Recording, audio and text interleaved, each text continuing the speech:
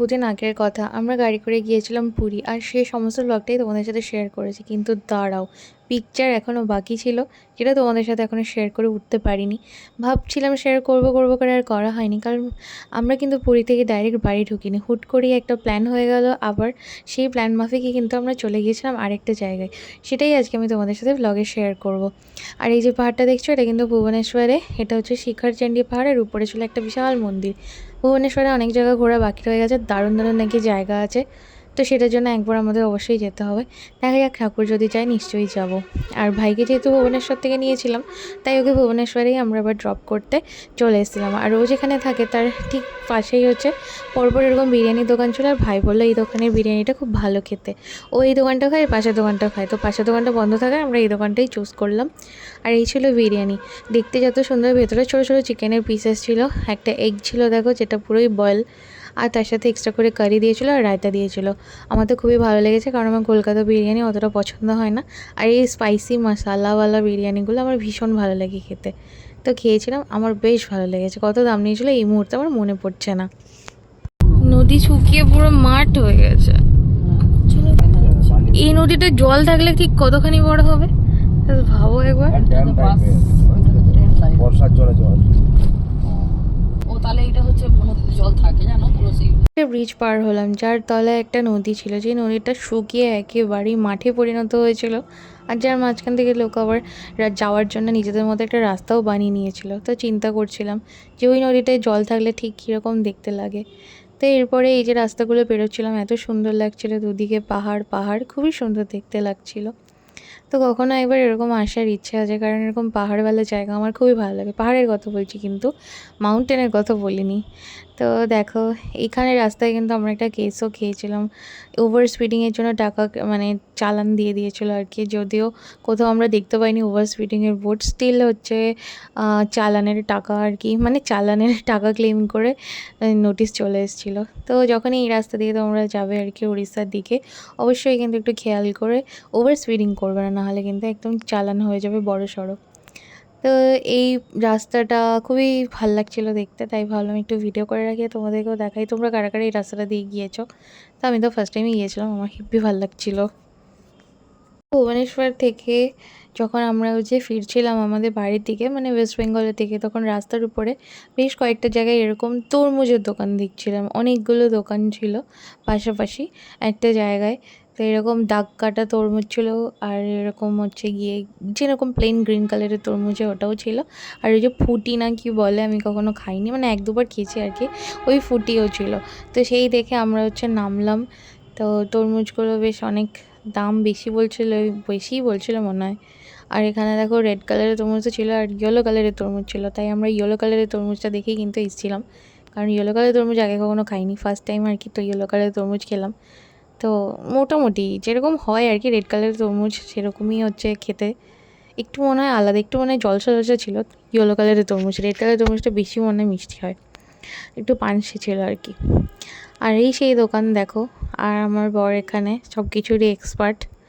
তো তরমুজটাকে বাজিয়ে বাজিয়ে দেখছে। আমি জানি না মানুষ তরমুজ বাজিয়ে বাজিয়ে কী করে বোঝে যে তরমুজটা ভালো না খারাপ। তবুও যাই হোক, এক্সপার্ট মানুষ। তো এক্সপার্ট মানুষ বুঝে শুনে তরমুজ চুজ করলো যে এই তরমুজটা হলে ভালোই হবে। তো না, অত বেশি ভালো ছিল না সত্যি কথা বলতে। তো এই দেখো, এখানে আমরা তরমুজের আর কি দরদাম করছিলাম, আর কোনটা নেব সেটাই হচ্ছে চিন্তা ভাবনা করছিলাম। অনেক রকম তরমুজ ছিল, প্রচুর তরমুজ। গোলটা 27, এইটা 30।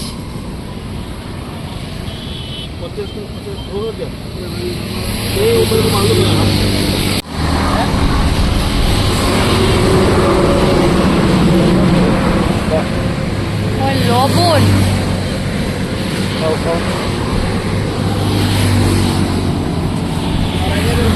তাই বলবো। রিভিউ দাও টাকলা।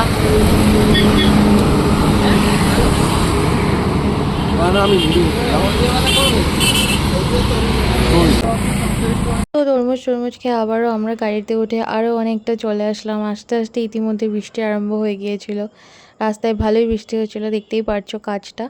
আর কোনো জায়গায় যাওয়ার সময় ঠিক যতটা এন্থু নিয়ে যেভাবে যাই, ফেরার সময় ঠিক ততটাই মনের মধ্যে একটা কী বলে ওটাকে, অলসতা আর একটা কীরকম যেন একটা লাগে যায়, কীরকম একটা হয়ে যায় আর কি, ভালোই লাগে না। যতটা ইনথু নিয়ে যাই, যতটা এনার্জেটিক থাকি, ততটাই এনার্জি ড্রপ হয়ে যায়। ঠিক এরকম সেরকমই দেখো এখানে কত বেজে গিয়েছিলো, আর আমরা যেন মনে হচ্ছে রাস্তা শেষই হয় না, শেষই হয় না। তাছাড়া আমরা অনেকটা ব্রেকও দিয়েছিলাম, আর আস্তে আস্তে মনে হচ্ছে রাস্তা কত বেড়ে গেছে। যতটা রাস্তা ধরে গিয়েছিলাম মনে হচ্ছে একটা ডাবল রাস্তা ধরে ফিরছি। তো এখানে আবার চা বিস্কিট টিস্কিট খেয়ে একটু ডরিটোস নিলাম, খেয়ে তারপরে চলে আসলাম একটা পেট্রোল পাম্প দেখে আর কি, জিওর পেট্রোল পাম্প থেকে পেট্রোল ভরাতে। এই জিওর পেট্রোলটা নাকি বেশ ভালো হয়, বেশি মাইলেজ দেয়, এটা বেশ ভালো। আর তারপরে দেখো ফাইনালি কিন্তু আমরা ওড়িশার সীমানা শেষ করে আমাদের বেঙ্গলের মধ্যে ঢুকে গিয়েছি। আর নিজেদের জায়গায় ঢুকলে বেশ একটা আলাদাই শান্তি লাগে, যেটা এই যে ইমার্শন হচ্ছিলো একটা, ওটা দেখেই বেশ ভালোই লাগছিলো। তো দেখো ফাইনালি একটা চেনা জানা জায়গায় কিন্তু আমরা চলে এসেছি। এখানে ঢোকার পরেই কিন্তু পুলিশের নাকা চেকিং হচ্ছিলো, এবং আমাদের গাড়িটাকেও দাঁড় করিয়ে ডিকি চেক করলো, ওনারকে জিজ্ঞেস করলো গাড়িতে কে কে আছে, কোথা থেকে আসছি, সব কিছু জিজ্ঞেস করলো। তো সেই সময় ভোটের আগ মুহূর্ত ছিল, সেই কারণেই নাকা চেকিংগুলো হচ্ছিলো। তো সব কিছু টেকিং পাস করিয়ে আমরা কিন্তু আমাদের ডেস্টিনেশনে চলে এসেছি। তোমরা কি কেউ দেখে চিনতে পারছো জায়গাটা কোথায়? এটা এখন বাঙালির কারেন্ট ফেভারিট একটা ডেস্টিনেশন। ইচ্ছে হলেই মানুষ হুট করেই এখানে চলে আসে প্ল্যান করে, অথবা উইদাউট প্ল্যানে। তো আমরা উইদাউট প্ল্যানেই এসেছি, কারণ এখন হয়তো অনেকেই চিনতে পারছো। তো আমরা চলে এসেছি দীঘা। তো হঠাৎ করে আমার দিদির ইচ্ছে হলো, মানে ননদের ইচ্ছে হলো এখানে আসার। আমরা দেখো বন্ধুরা পুরী থেকে বাড়ি না এসে দীঘা চলে এসেছি। তো এই হচ্ছে হোটেল, দেখো এখন ঢুকবোই, হোটেলে আগেও ছিলাম। ঠিক আছে, তো চলো। আমাদের যে ট্যুর প্ল্যান ছিল ওটার মধ্যে কিন্তু পুরী যাওয়া এবং পুরী থেকে ডাইরেক্ট বাড়ি আসা এটাই ইনক্লুডেড ছিল। এই দীঘা আসার ব্যাপারটা কিন্তু ইনক্লুডেড ছিল না। হুট করেই কিন্তু আমরা রাস্তায় আসতে আসতে দিদিদের হচ্ছে ইচ্ছে হলো যে বাড়ি যাব না, যাব হচ্ছে দীঘাতে। আর দিদিদের দীঘা আসতে খুবই ভালো লাগে, তো দীঘা আসতে সবারই ভালো লাগে, ছুটি ছাটা থাকলে আমরাও আসি, আমাদেরও ভালো লাগে। তো সেই কারণে আর আমরা না করলাম না, আমরা চলে আসলাম যে একেবারেই হচ্ছে দীঘা পুরী তো ঘুরলাম, মানে দার্জিলিং দীঘা পুরী এগুলো হচ্ছে কিন্তু বাঙালির ফেভারিট ডেস্টিনেশন। তো দার্জিলিং তো হলো না মানে একবারে তো আর পুরী থেকে দার্জিলিং যাওয়া যায় না, তাই একদম পুরী থেকে আমরা চলে এসেছি দীঘাতে। আর এই হোটেলটা আমরা আগেও ছিলাম, তো যেহেতু আগে ছিলাম তাই আমাদের কাছে এটা লিড ছিল, আর আমরা ফোন টোন করে রুমের জন্য বলে রেখেছিলাম। তো এই হোটেলটায় চলে এসেছি, তোমরা কিন্তু এখানে থাকতে পারো। এইটা তো ওই ঢেউসাগর যে বিচটা আছে সেটা দিক থেকে যদি আসো তাহলে স্টেশনের দিকে, আর স্টেশন থেকে আসলে ঢেউসাগরের দিকে, তো রাস্তা থেকে কাছেই। তোমরা তো দেখালাম ঢোকার জায়গাটা। তো এই হচ্ছে রিসেপশন এরিয়া, চেকিংয়ের কাজ হচ্ছে আমরা কমপ্লিট করলাম। ওখানে হচ্ছে তোমার ওই আধারের ডিটেলসটা নেয়, অথবা ভোটারের নিয়ে ওখানটায় নাম টাম লিখে সই টই করে কখন ঢুকলাম, আর টাকা পেমেন্ট করে, মানে কিছুটা পেমেন্ট করে দিয়ে তারপর কিন্তু আমাদেরকে রুম দেখানোর জন্য দেখো উপরে নিয়ে চলে আসলো। তো ফার্স্টে আমরা ডিসাইড করেছিলাম একটা রুমেই থেকে যাব, কারণ একটা দিনের ব্যাপার, মানে একটা রাতের ব্যাপার অ্যাকচুয়ালি। মানে আজকের দিনটা যে আমরা ঢুকেছিলাম এই দিনটা থেকে পরের দিন সন্ধ্যের মধ্যে বেরিয়ে যাব, এই ডিসিশনটাই আমাদের ছিল।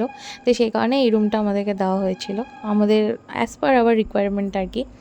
তো দেখো এরকম ছিল রুমটা ফার্স্টে দেখতে। রুমটা ভালোই, বেশ বড় বলতে খুব একটা স্পেশিয়াস নয় এতজন থাকার পক্ষে, মানে 5 জন থাকার পক্ষে স্পেশিয়াস নয়, তবে বড়ই রুমটা, যে ডাবল বেড দেওয়া আছে, একটা ওয়াশরুম, আর এসি করা ছিল। গরমের টাইম ছিল, প্রচুর গরম ছিল সেই সময়, এসি ছাড়া তো হবেই না।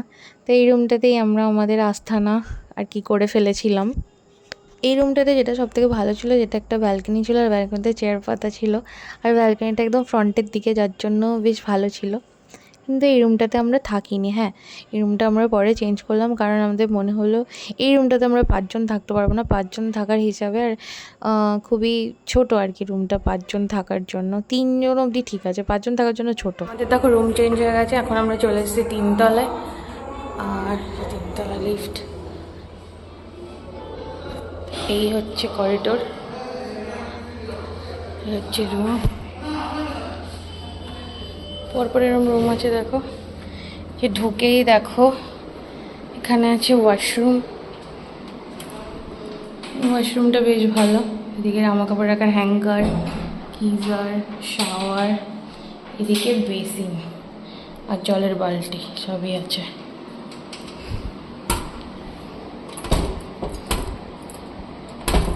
এটা লাগছে না,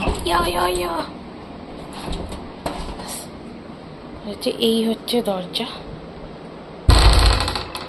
তারপরে এই দেখো অল আউটও দেওয়া আছে। এই যে হচ্ছে আয়না,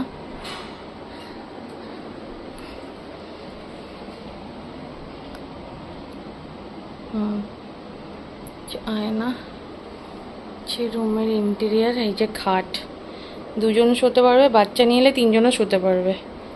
এই যে খাট, একটা টাওয়েল দিয়েছে। আর এদিকে হচ্ছে জানলা, এদিকে আমার জামা কাপড় শুকো দিয়েছি। এই যে চেয়ার একটা, এই একটা টেবিল, এই একটা চেয়ার, ঠিক আছে টেবিল। এখানে মেনুও দেওয়া আছে, এটার মধ্যে সব মেনু দেওয়া আছে। এই আছে টিভি, টিভিটা অনেক বড়, এই দেখো। আর এইটা হচ্ছে ওয়ার্ডরোব, এইটুকু জায়গা আছে আর কি, এখান থেকে এইটুকু আর এখানে এইটুকু। আর এই হচ্ছে ফোন,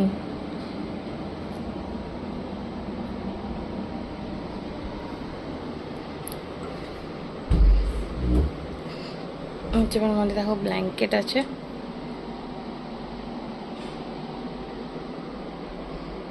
বাস ঠিক আছে। সব থেকে বেশি অসুবিধা হচ্ছে এখানে একটাই চার্জিং পয়েন্ট আছে, যেটা কিনা ওখানে, আর কোথাও এখানে আমি চার্জিং পয়েন্ট দেখতে পাচ্ছি না, কোথাও চার্জিং পয়েন্ট নেই। এই দেখো, এটা হচ্ছে খুব অসুবিধা।